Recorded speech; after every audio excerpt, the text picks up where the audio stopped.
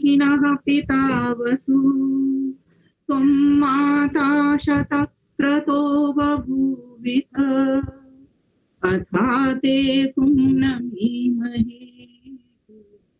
अथा ते सुम्नमीमहे।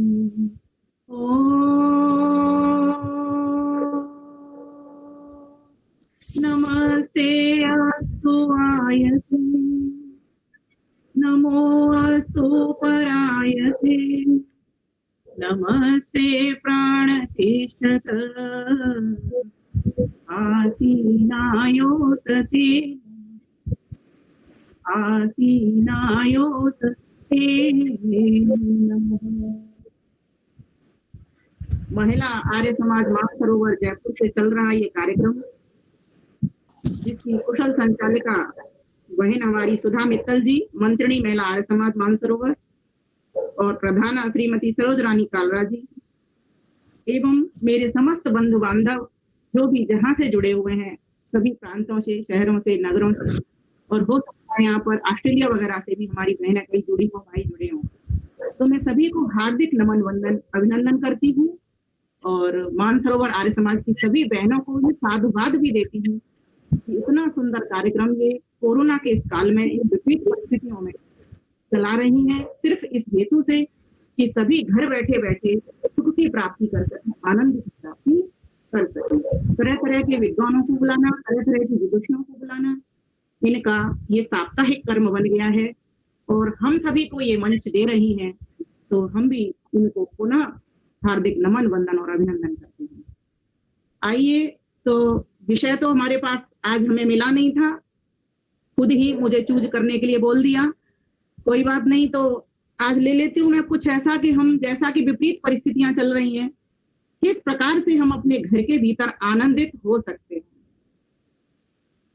ठीक है ना विषय, सुधा जी? बहुत सुंदर विषय, बिल्कुल विमलेश जी का बहुत सुंदर विषय। मेरी आवाज स्पष्ट पहुंच रही है बहन जी? हाँ जी, आ रही है आपकी आवाज।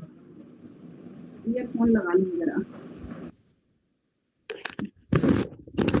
ओम ओम।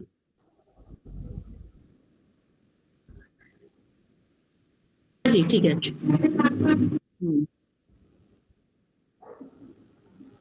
तो आज हम लेते हैं कि हम सब परिवार को कैसे अपने को मस्त बनाएं, सुखी बनाएं, आनंदित बनाएं, क्योंकि अब बाहर जा नहीं रहे, समाज की बात करनी बेईमानी सी लगती है, कोई राष्ट्र की भी ऐसी बात करनी बेईमानी लगती है। घर में रह करके ही समाज का कार्य कैसे करें, घर का काम कैसे करें, राष्ट्र का काम कैसे करें। बहुत सारी ऐसे बिंदु हैं जिनके द्वारा हम अपने घर परिवार को सुखमय बना सकते हैं, क्योंकि बार बार इस कोरोना के बारे में सोचना भी एक बड़ी बीमारी है, भयंकर बीमारी है। व्यक्ति बीमारी की कारण कम मर रहा है, लेकिन इस भय से कि कोरोना है और लोगों को देख करके, टीवी खोल करके कि लाशों की लाशें जा रही हैं, पता नहीं हमारा क्या होगा, इस तरह से भयभीत है। और भय के कारण भी अगर उसे थोड़ा सा भी कुछ खांसी जुकाम हो गया तो वो पूरा ही मान करके चल बैठता है कि मुझे तो कोरोना हो गया। तो पहले तो हम सभी ये दिमाग से निकाल दें, ठीक है एक महामारी है और ये चारों तरफ इस कदर फैली हुई है, क्योंकि जिसमें 50% लोग प्रभावित हो चुके हैं, और लेकिन इसमें ऐसा नहीं है 50 में से 40% लोग ठीक भी हो रहे हैं, अगर 10% जा रहे हैं तो हम भी किस प्रकार से ऐसे काल में सुखी रह सकते हैं, आनंदित रह सकते हैं, प्रेम से रह सकते हैं, किस प्रकार से हमारे घर आनंद से भरें, इसके लिए चाणक्य जी ने बड़ा ही सुंदर सूक्त दिया है। मैं सभी को ये बताया करती हूँ, उनका श्लोक सभी को याद करने के योग्य है, और ये श्लोक मेरा इतना पसंदीदा है कि कम से कम इसको 10-15 वर्षों से लगातार मैं बोल रही हूँ। वास्तव में अगर जीवन में ये श्लोक सभी के में आ जाए, सभी इसको याद करके और अपने जीवन में धारण कर लें, तो मेरा ऐसा मानना है घर परिवार समाज राष्ट्र सभी सुखी हो सकते हैं। आचार्य चाणक्य की विद्वता इसमें श्लोक में पूरी तरीके से निहित है। पहला शब्द ही इन्होंने इस तरह का कह दिया। आइए, जिनको याद है वो मेरे साथ बोल सकते हैं, और जिनको नहीं याद है वो सुन करके ही इसका अध्ययन करेंगे और श्रवण लाभ लेंगे। सानंदम सदनम सुताश्च सुधया कांता प्रिया लापिनी सन्मित्रं सुधनं स्वयोषितिरते चाज्या परा सेवका आतिथ्यं शिवपूजनं मिष्टान्नपानं गृहे साधो संगमुपासते हि सततं धन्यो गृहस्थ आश्रम हि सततं धन्यो गृहस्थ आश्रम। विद्वान चाणक्य क्या लिखते हैं? कहते हैं जिसके घर सुख से भरे हों वही व्यक्ति आनंद से रह सकता है। अब प्रश्न ये आता है सुख से कैसे भरें? बात तो यहीं से शुरू हुई थी, क्योंकि घरों के भीतर पारिवारिक कलह इतने अधिक हुआ करते हैं, न सास की बहू से बनती, न देवरानी की जेठनी से बनती, न ननद की भाभी से बनती, न भाई भाई की आपस में बनती, सभी आपस में एक दूसरे से लड़ रहे हैं, झगड़ रहे हैं। एक बात तो माननी पड़ेगी कि इस कोरोना के काल में थोड़ा सा लड़ना तो कम हुआ है। ठीक है कि घर में रह रहे हैं, लेकिन आज आदमी कुछ अहंकार में जो फूला रहता था उसका थोड़ा सा अहंकार तो कुछ कम हुआ है, क्योंकि देख रहे हैं कि ना तो कोई यहाँ पर ज्ञानवान व्यक्ति बचा, वो भी जा रहा है। गुरुकुलों से आचार्य आचार्याएं भी देखने में आ रहे हैं, बड़ा दुख लगता है जब वो जा रहे हैं। और कहीं कोई धनवान व्यक्ति भी ऐसा नजर नहीं आता कि वो बच जाए, वो भी चला ही जा रहा है ना। और कोई ऐसा नेता व्यक्ति भी ऐसा नहीं लग रहा कि वो बच रहा है, वो भी जा ही रहा है। तो जब सारी दुनिया इस तरह से एक एक कर करके ही सिमट रही है, तो फिर किस बात का हमको घमंड करना है, किस बात का हमको अहंकार करना है? इस प्रकार से कुछ अहंकार तो हमारा कम हुआ है और ये करना ही पड़ेगा। मैं तो कहती हूं कल नहीं तो आज तो कम से कम हम ये समझ लें कि ये सारी चीजें नश्वर हैं, ये स्थिर नहीं है। धन रूप माया काया ये सब की सब जो चीज बनती है वो बिगड़ती अवश्य है। ये हमारा वेद का साइंस विज्ञान कहता है हमको, ये सिद्धांत हमको बताता है कि सारा संसार हम जानते हैं लेकिन इस बात को मानते नहीं। मानते कब है? जब हमारे ऊपर ये बीतती है, तब जाकर के अब जब हाहाकार मचाए तब जाके हमको कुछ विवेक की प्राप्ति हो रही है, कुछ वैराग्य की प्राप्ति हो रही है।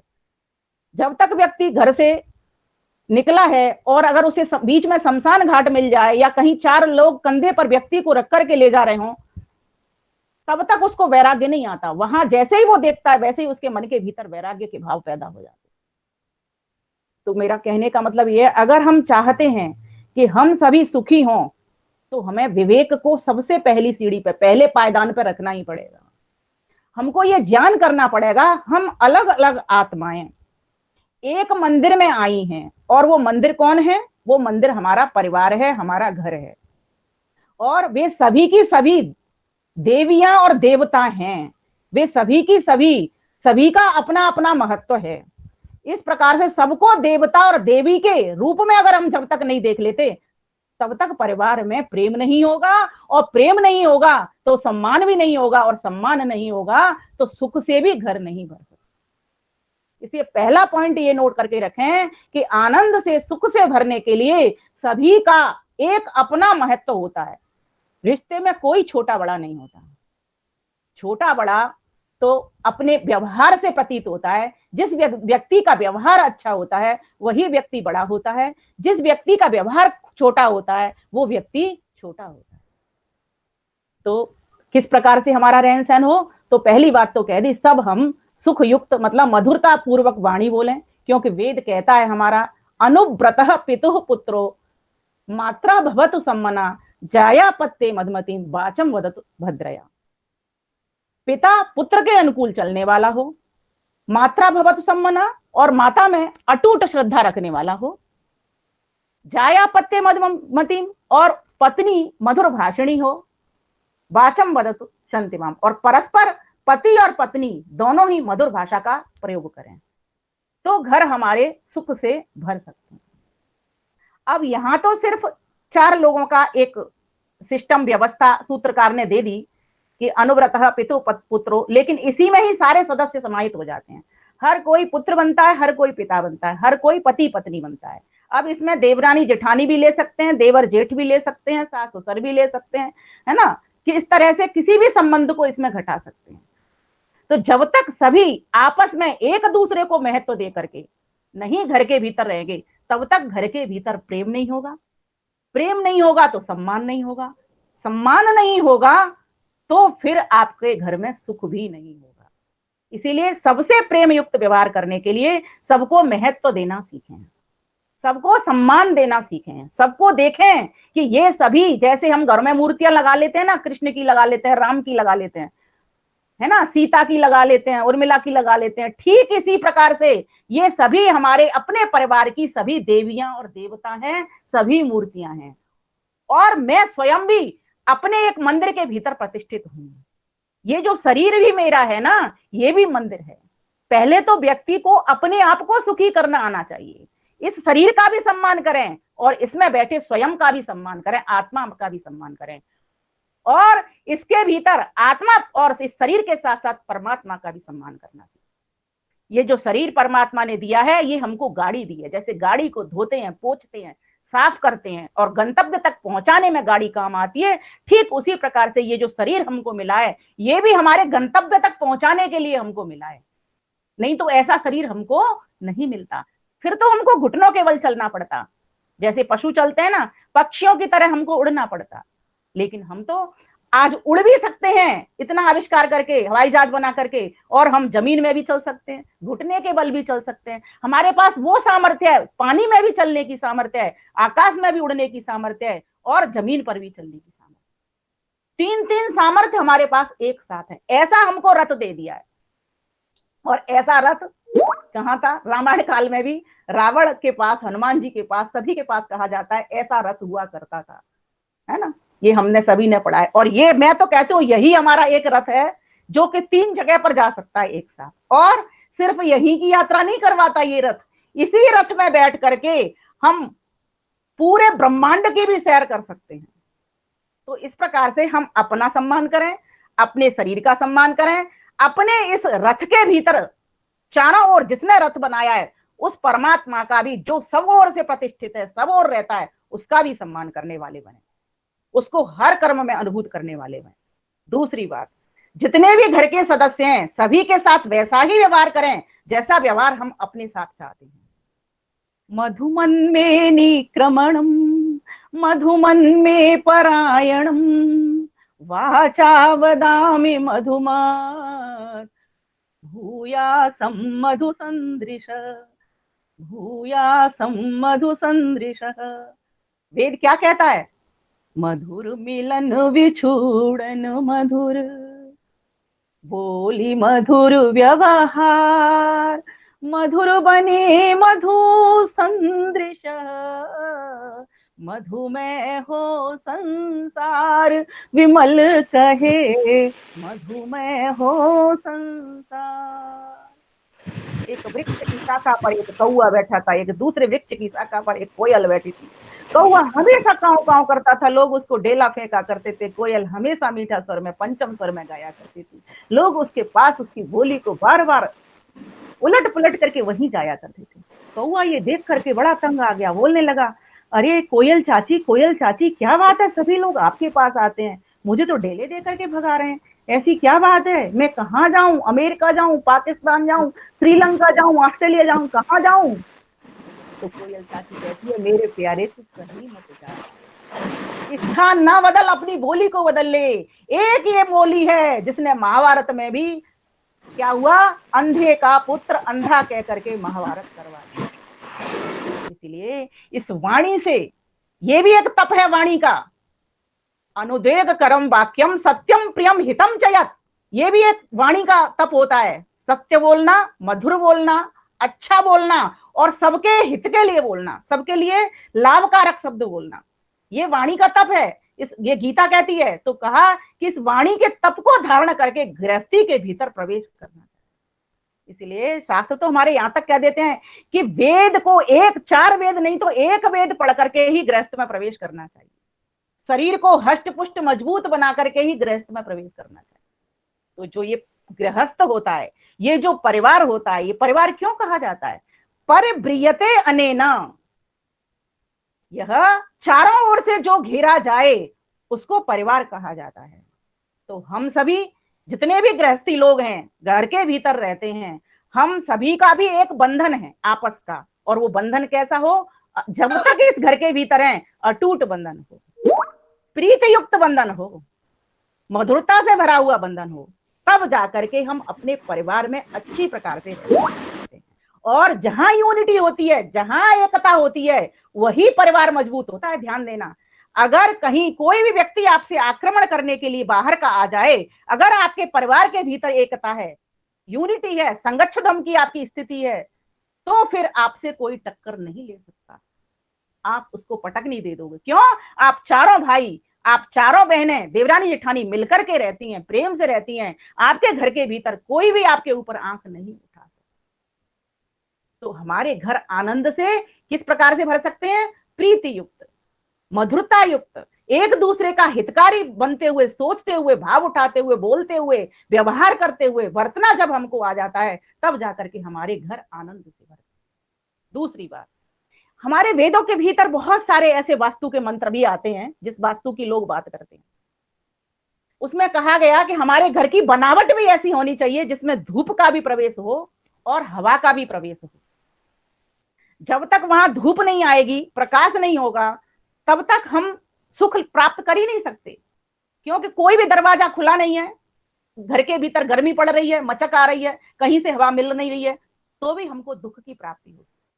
सुख हमें दो तरह से प्राप्त होता है, एक बाह्य कारणों से प्राप्त होता है, तो उसको घर में समझ लीजिए कि घर की बनावट हमारी इस तरह की हो, इस तरह के घर बनाए जाएं कि जहां पर धूप भी आए और प्रकाश भी आए, क्रॉस वेंटिलेशन एक दूसरे का हो, तब जाकर के भी हमको सुख की प्राप्ति हो सकती है। तो उसके लिए कहा, हविर्धानम अग्निशालम पत्नीनां सदनं सदा देवो देवान्मसि देविशाले देवो देवानामसि देविशाले।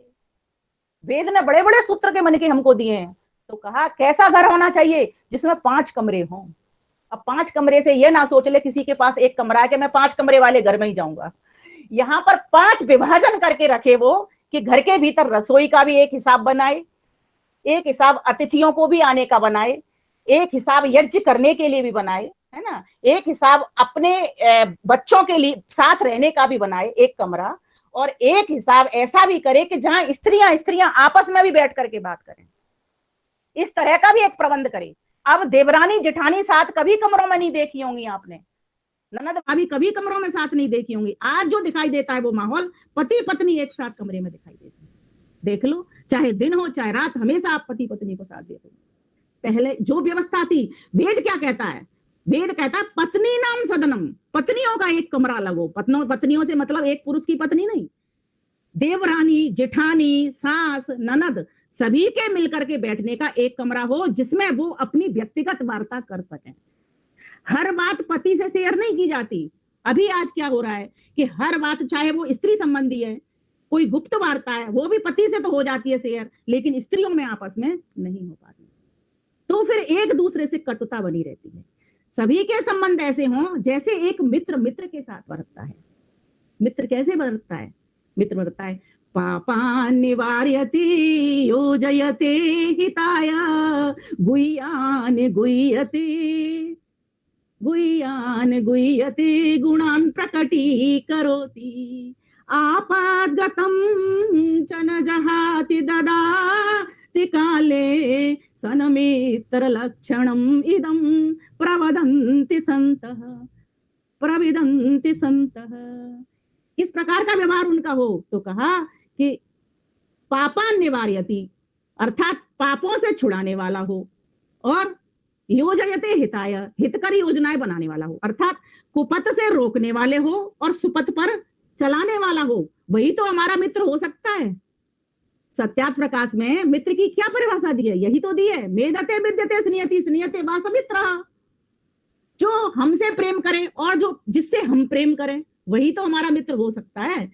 और कैसा मित्र हो? हितकर मित्र हो, जो हमारा हित चाहता हो। आजकल जितने भी मित्र बनते हैं, कैसे बनते हैं? वो स्वार्थ के मित्र बनते हैं। तो कहा गया कि अगर हम चाहते हैं कि हमारे घर के भीतर आनंद हो, तो हमारी बाह्य व्यवस्था भी अच्छी हो और हमारी स्वयं की आंतरिक व्यवस्था भी अच्छी हो। क्योंकि व्यक्ति ध्यान देना घर के कारणों से कम दुखी सुखी होगा, अपने अंदर से ही सुखी दुखी होता रहता है, शंका मन में उठाए रखता है, एक दूसरे के पास शक किए करता है कि वो मेरे प्रति जाने क्या सोचती होगी, क्या सोचता होगा। कोई कुछ, हमारा काम है अच्छा कर्म करने का, ठीक है, बस हम अपना अच्छा कर्म करते चलें। अगर प्रत्येक व्यक्ति इस तरीके की भावना से घर के भीतर रहता है तो घर हमारा आनंद से भर जाता है। देवरानी जेठानी सहेली और मित्र का सा व्यवहार करें, बहन का सा व्यवहार करें तो झगड़े हो ही नहीं, ना तो वो भाव पैदा होता है आजकल जो देखा जाता है घर में के। अभी तो मैं तो कहती हूँ कोरोना काल ने एक अवसर दिया है, इस समय ही समझो कि हमारी कितनी श्वासें बची हैं, पता नहीं हमको कि कहाँ क्या होगा। मैं कोई ऐसी भावना नहीं कर रही, पर मैं ये बता रही हूँ जिस तरीके का माहौल बना, कम से कम इसको ही अवसर हम बना लें, इन परिस्थितियों को भी हम अवसरों में अच्छे शुभ अवसर पे बदल लें कि हमारा व्यवहार कम से कम अब तो अपना अच्छा हो जाए, कि सभी के साथ अच्छे संबंध बनाना सीखें। तो इस प्रकार से हम आनंद में रह सकते हैं। एक दूसरे की परस्पर सहायता करना सीखें, मदद करना सीखें, एक दूसरे का हाथ बटाना सीखें। हमने तो संयुक्त परिवार में रहे हैं, यही देखा था, दो बहनें मिलकर के बर्तन मांजा करते थे, तीन जने मिलकर के भोजन का काम किया करते थे। माँ रोटी सेकती थी, परोसने वाले बहन भाई होते थे, खाने वाला कोई और होता था, और चौथा व्यक्ति कोई अतिथि आ जाता था। इतने इतने लोग घरों के भीतर हुआ करते थे, ऐसा संयुक्त परिवार हुआ करता था। आज एकाकी परिवार में दो बच्चे, दो हम और दो हमारे, बस इतने ही रह गए। और कहीं बीमार हो गए तो हमारे लेने के देने पड़ जाते हैं, भोजन बनाने के लिए भी तरस जाते हैं, क्योंकि अब इस काल में तो, इस तरीके की महामारी के काल में तो कोई नौकर चाकर भी घर में नहीं घुस सकते, और ना हम चाहते नहीं। तो इस प्रकार से अगर हम चाहते हैं कि हमारे घर आनंद से भरें तो सभी एक दूसरे को प्रेम देना सीखें, एक दूसरे के बच्चों से प्रेम करना सीखें। सबसे बड़ी बात, कभी भी किसी का मन लुभाना हो तो उसके बच्चे से प्रेम शुरू करना हो। सास बहू में झगड़ा होता हो तो बहू के बच्चे को प्यार करना शुरू कर दे, अपने आप बहू आएगी पास में। बच्चों से प्रेम करना सीखें, अपने बच्चे हमारे ही तो बच्चे हैं सारे। अगर देवर का भी बच्चा है तो भी हमारा बच्चा है, जेठ का भी बच्चा है तो भी हमारा बच्चा है ना। जितने भी घर के बच्चे हैं सबको प्यार दे करके हम अपने घर को आनंद से। और एक बात मैं सभी को कहा करती हूँ, हमारे यहाँ बात कही जाती थी, कुछ भी हो जाए कोई बात नहीं, कोई बात नहीं, कप टूट गया कोई बात नहीं, बस इस सिद्धांत को याद रख लो, इससे बात खत्म हो जाती है, आई गई हो जाती है, कोई बात नहीं, तो हमारा घर आनंद से भर जाएगा। होता क्या है, अगर बहू से टूट गया या सास से टूट गया तो जो दूसरा मेंबर है वो उससे झगड़ा करता है कि तुझे दिखाई नहीं देता, तू देख के नहीं चल सकती या चल सकता, अपने को दोष नहीं देता। तो इस प्रकार की भावना को मन से निकाल दें। एक बात मैं कहा करती हूं कि ईर्ष्या से बचें। सास के लिए कोई सामान आ गया तो बहू ईर्ष्या ना करे, बहू के लिए आ गया तो सास ईर्ष्या ना करे, देवरानी के लिए कोई सामान अतिरिक्त आ गया तो जेठानी ना करे, जेठानी के लिए कोई सामान अतिरिक्त आ गया तो देवरानी ना करे। तो इस काल में ऐसा विपरीत काल है, इसमें बल्कि खुश हों, शाबाशी दें, अरे वाह कितनी सुंदर लग रही है तेरे ऊपर तो ये चीज। इस प्रकार से हम अपने घर को आनंद से भर सकते हैं। एक बार करके तो देखें, वो सामने वाला व्यक्ति समझो आपका हो गया, आपके दिल में बस जाएगा। हमको थोड़ा सा प्यार देना है, बदले में हमको बहुत सारा